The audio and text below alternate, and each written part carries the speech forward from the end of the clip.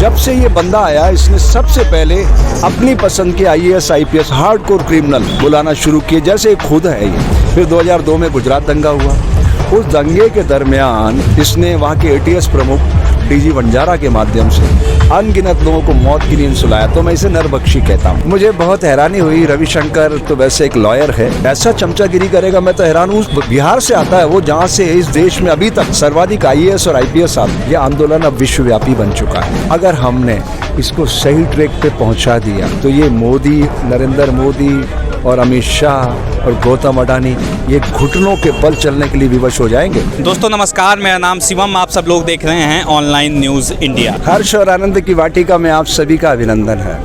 ये आंदोलन सरकार के खिलाफ नहीं है, ये प्राइवेट कंपनी के खिलाफ है। इस प्राइवेट कंपनी के 3 ऑपरेटर हैं, नरेंद्र मोदी, अमित शाह, गौतम अडानी। ये आंदोलन उनके खिलाफ है और इन तीनों ने जो चक्रव्यूह बनाया इस देश को फंसाने का, समाज समझ चुका है और उनको अब इस सिस्टम से बाहर करने के लिए आंदोलन है और इसको प्रकृति संचालित कर रही है। इसके साथ साथ अगर चीज़ों को जब समझा जाए तो ये चीज़ें निकल के आती हैं, जो मोदी सरकार है जब से आई है चीज़ों को प्राइवेटाइज करने की कोशिश कर रही हैं। अब किसान उसी श्रेणी में आगे बढ़ रहा है। नो, देखिए अब बात समझिएगा। 6.5 सालों में इनके शासन में एक चीज़ बहुत मोटे मोटे तौर पर समझने में आई कि जो कार्यपालिका, व्यवस्थापिका और न्यायपालिका तीनों हमारे अंग रहे हैं, ये कैसे काम करते थे, थोड़ा मैं आपके माध्यम से समाज के सभी वर्गों को बताना चाहता हूँ। कार्यपालिका जो होती है, आपके हमारे वोट से चुने गए जनप्रतिनिधि, जिस भी पार्टी को बहुमत मिलता है वो सरकार बनाती है और उसे संशोधन का अधिकार होता है। तो 2019 में हमने देश की जनता ने 303 लोगों को इनको मतदान करके सरकार बनाने का अवसर दिया था। अब व्यवस्थापिका जो होती है, जो IAS IPS आते हैं, हर जिले पे तैनात किए जाते हैं कलेक्टर SP के रूप में, जो मॉनिटर करते हैं सिस्टम को, सरकारी मुखौटा होते हैं। अब ये दोनों जो भी काम करते हैं, इसमें अगर कोई गलती है तो उसको मॉनिटर करता है न्यायालय। लेकिन हुआ क्या, जब से ये बंदा आया इसने सबसे पहले अपनी पसंद के IAS IPS हार्डकोर क्रिमिनल बुलाना शुरू किए, जैसे खुद है ये खुद एक मानसिक रूप से बीमार आदमी है। मैं आपको प्रमाण दे रहा हूँ, 2000 में गौतम अडानी तंबू का व्यापार करता था, टेंट लगाने का। उसके साथ इसने बिजनेस पार्टनरशिप की जब ये गुजरात का मुख्यमंत्री बना, और वहाँ पे इन्होंने कस्टम का, आपका हमारा अरबों रुपए की लूट करी इन्होंने उस सिस्टम में जा करके। उसमें कांग्रेस भी बराबर की दोषी है, उस समय केंद्र में कांग्रेस सरकार थी। अगर इनको पकड़ती तो आइए जेल में सड़ रहे होते, गौतम अडानी और नरेंद्र मोदी दोनों जेल में होते। लेकिन ये दुर्भाग्य देश का कि इन्होंने अरबों रुपया लूट लिया।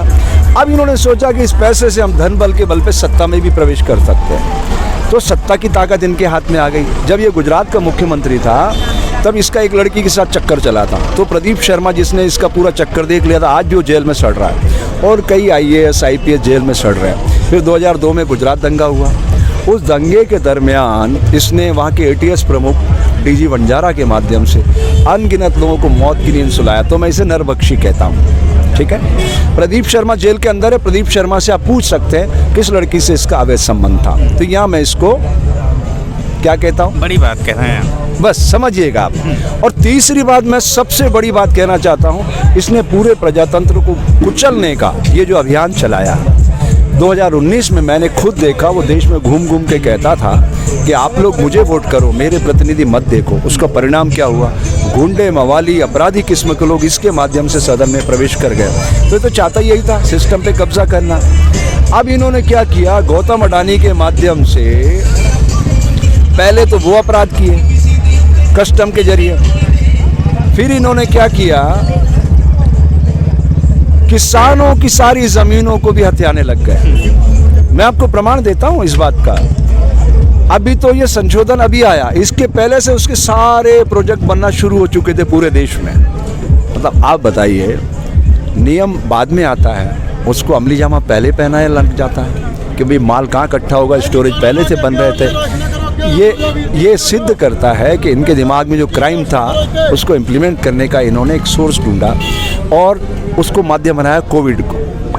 कोविड के दौरान हजारों लोग रास्ते चलते मजदूर मारे गए, तब इनकी कोई संवेदना नहीं जागी। अच्छा, एक चीज़ थोड़ा सा लोगों को आप समझाइए स्वामी जी कि नोटबंदी करते हैं मोदी जी, ब्लंडर साबित होता है, एक बहुत बड़ा दुर्भाग्य निकल के सामने आता है। जीएसटी लाते हैं, वो भी एक ब्लंडर साबित होता है। 370 एनआरसी, सीए, लगातार उन्हीं चीज़ों को ये छूते हैं जिसमें कहीं ना कहीं कम्युनलाइजेशन किया जा सके, लोगों को अलग थलग किया जा सके। लेकिन इसके बाद भी जीत कर जरूर आते हैं। बिहार अभी जीत के आए हैं, बंगाल जीतने की तैयारी कर रहे हैं। इसके पीछे की क्या वजह है? वोट का ध्रुवीकरण किया ना। देखिए कांग्रेस क्या करती थी, मुसलमानों को टारगेट करती थी। मुसलमान कितने इस देश में? 20%। 80% हिंदू है। इन्होंने 80% को टारगेट किया और सक्सेस भी हो गए वो, आप समझिएगा। तो ये जितनी कट्टरता लाएंगे समाज में, इनको आसान है जीतना। क्योंकि आम आदमी को अगर कांग्रेस ने इतने सालों में अपने वोट की ताकत से परिचित कराया होता तो ये दृश्य कभी नहीं उभरता। उन्होंने क्या किया? शराब की बोतल, मुर्गा, चांदी के पाजे, थोड़े नोटों में वोट खरीदते रहे और समाज को धर्म के नशे में सुलाए रखा। ये उसी प्रतिशोध की ज्वाला का परिणाम है ये, कि इतने गलतियां करने के बाद भी देश की जनता उसके पक्ष में खड़ी होती दिखाई देती है। अक्सर आरोप क्या लगता है? ईवीएम में गफलत है। मैं ये कहता हूँ ईवीएम में एडजस्ट किया जा सकता है, नो डाउट, लेकिन इससे आगे सोचो ना, दुनिया ड्रोन पे उड़ने लग गई। अगर मैं मोबाइल से पेटीएम यूज़ कर सकता हूँ, ओला उबर को बुला सकता हूँ, पैसा भीम ऐप के जरिए ट्रांसफ़र कर सकता हूँ, तो अपने मत का दान क्यों नहीं कर सकता? इन्होंने 2019 में 39 दिनों में मतदान कराया, जबकि ये मतदान 10 मिनट में हो सकता है। और हमारा अरबों खरबों रुपया जो अनावश्यक खर्च होता है, जो समय खर्च होता है, वो सब बचे तो हम एक बेहतर समाज की परिकल्पना को आकार दे सकते हैं। इस दिशा में सोचा जाना चाहिए। हम कहाँ, मैं हिंदू, मैं मुस्लिम, मैं सिख, मैं ईसाई। चलिए ठीक है, किसानों के मुद्दे पे वापस आते हैं। कुछ दिन पहले की बात है, IRTC के जरिए 2 करोड़ सिखों को, अगर मैं गलत नहीं हूँ तो, उनको मेल किया गया, एक बुक मेल की गई, ई बुक, जिसमें मोदी जी ये बताने की कोशिश कर रहे थे कि वो कितने ज़्यादा सिख हितैषी हैं। कल गुरुद्वारा रकाबगंज जाते हैं और कहते हैं वो अकस्मात था, और वहाँ पे माथा टेक के आते हैं, फिर भी कहते हैं कि वो अकस्मात था, हम ऐसे ही गए थे। तो ये कहीं ना कहीं सिख समुदाय को टारगेट करके इस आंदोलन को अलग थलग करने की कोशिश है। देखिए 25 जून 75 को ये आदमी इमरजेंसी के दौरान नकली सिख बना था और अहमदाबाद से कच्छ भाग के गया था। सिख का पहले तो आप मतलब समझिए, जो प्रकृति से प्यार करता है, पुरुषार्थ करता है, नाल वंड सकता है। देख रहे हैं ना आप, लंगर चल रहे, जरा दिखाइएगा इसी नाम लंगर का।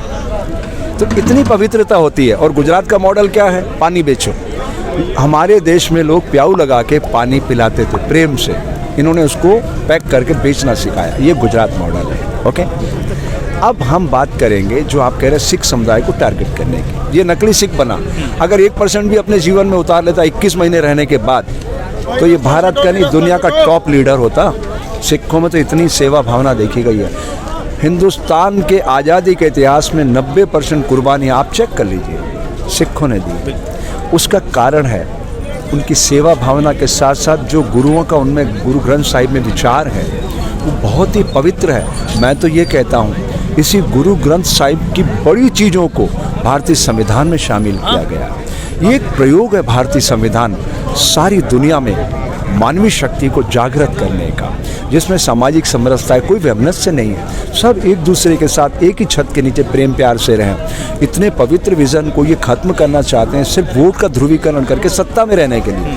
अगर ये संविधान को इस धरती पर लाने का कोशिश करते तो सही मायने में हम बहुत आगे बढ़ चुके होते हैं। लेकिन इनके 6.5 साल के कार्यकाल में हमारी GDP औंधे मुँह गिर गई, सामाजिक वैमनस्य बढ़ गया। आने वाली नस्लों को बहुत कीमत चुकाना पड़ेगी इसकी, और ये बहुत ही पीड़ाजनक है। पर मैं ये कहता हूँ, मैं योग विषय का विद्यार्थी हूँ, योग जोड़ता है तोड़ता नहीं। मेरी आत्मा कहती है उसने जो चुनौती उपस्थित की है ये एक अवसर में बदलेगी, और इनमें से बहुत लोग नई सोच रखने वाले लोग हैं। मैं उनसे मिल रहा हूँ, मैं कह रहा हूँ कि अब नरेंद्र मोदी का बहुत प्रचार हो गया तुम्हारे मंचों से, अब ज़रूरत नहीं मोदी का नाम लेने की। उसको छोटा करना तो उसको डिलीट कर दो अपने होठों से, लंबी रेखा खींचो। गौतम अडानी तो एक तंबू तानने वाला आदमी था, आपके पास तो इतने बड़े बड़े लोग हैं, इन सबको मिल करके क्यों नहीं एक नई रेखा खींचते। किसानों को जो हम स्वावलंबन की बात करते हैं, आत्मनिर्भर बनाएं। जब खेत हमारे, फसलें हमारी, बेचना हमने सारी दुनिया के बाज़ार में, वो खुद ही कह रहा है ना, ओपन मार्केट कर रहा हूँ मैं, तो अपना ही सब कुछ बनाओ ना, फिर गौतम के पिछलग्गू क्यों बनना अपने को? नई रेखा खींचो। मैं इस दिशा में प्रयास कर रहा हूँ लोगों को कहने का, हो सकता है समझ में आ जाए। तो नई रेखा खींच जाएगी तो खुद ही नरेंद्र घुटनों के बल आ जाएगा, नरेंद्र उसको गौतम को साथ ले आ जाएगा कि साहब माफ़ करो, ये क्या कर रहे हो आप। बात तो इतनी सी है, चुनौती का अवसर में बदलना है और उसका सिद्धांत प्रकृति का मैं देखता हूँ।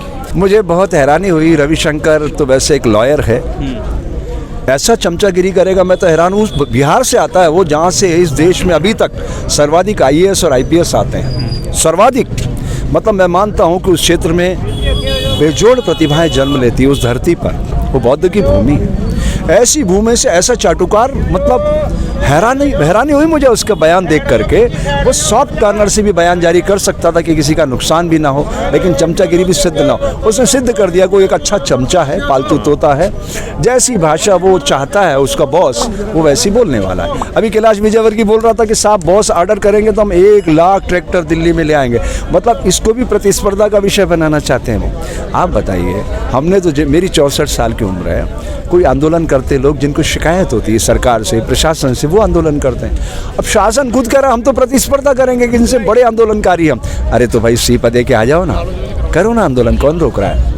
आप इस्तीफा दे के आ जाओ भाई, अपने पद छोड़ दो, आओ मिलके आंदोलन करते हैं ना। आपको भी लगता है कि हम अन्याय कर रहे हैं या आप अन्याय कर रहे हो, ये भी जस्टिफाई हो जाएगा। आप भी इस्तीफा दे के आ जाओ मैदान जंग में। एक चीज़ और देखने को मिल रही है, यहाँ पे किसानों की जो शहादत हो रही है, बहुत सारे किसान भाई हमारे शहादत उनकी हो जा रही है और उनकी जान जा रही है ठंडी के कारण, किसी बीमारी के कारण, इन सारी चीज़ों में। लेकिन मोदी जी यहाँ पे नहीं है, उनके कोई मंत्री यहाँ पे मिलने के लिए नहीं है। अंबानी का पोता होता है, उससे मिलने मोदी जी गुजरात जाते हैं, लेकिन किसानों से मिलने यहाँ नहीं आ सकते वो। तो उनको तो उन्होंने ही बनाया ना, देश की जनता का तो उनके पास तरीका है। वो जात पात के नाम पे फिर इतनी नफरत फैलाएंगे। और अभी तो BSF का DG उन्होंने उसको बना दिया है, राकेश अस्थाना को, हार्डकोर क्रिमिनल आदमी है वो। तो छक युद्ध भी करा देगा भारत पाकिस्तान का, तब सारा देश एकता के सूत्र में बन जाएगा। नहीं, हमें तो मोदी जी चाहिए। आओ भाई मोदी जी, स्वागत है आपका, लेकिन इससे एक अच्छे राष्ट्र का निर्माण नहीं होगा। दुनिया सारी इस पूरे आंदोलन पे नज़र रखे हुए है और अब दुनिया एक ग्लोबल विलेज में तब्दील हो चुकी है। आज नहीं तो कल हमें इस बात के लिए बहुत पश्चाताप होगा और इसकी जो कीमत है वो आने वाली नस्लों को चुकाना पड़ेगी। मैं मेरे लिए यहाँ नहीं आया हूँ नैतिक समर्थन देने, मैं देश की भावी नस्लों के उज्जवल भविष्य के लिए आया हूँ कि ये जो गलतियाँ कर रहे हैं उन गलतियों को सुधारने के लिए हमारे पास एक मौका है। ये आंदोलन अब विश्वव्यापी बन चुका है। अगर हमने इसको सही ट्रैक पे पहुँचा दिया तो ये मोदी, नरेंद्र मोदी और अमित शाह और गौतम अडानी ये घुटनों के बल चलने के लिए विवश हो जाएंगे। लेकिन दोनों स्थितियाँ, इस मूवमेंट को वो बिगाड़ने की कोशिश में भी लगे हुए हैं, समझ रहे हैं आप?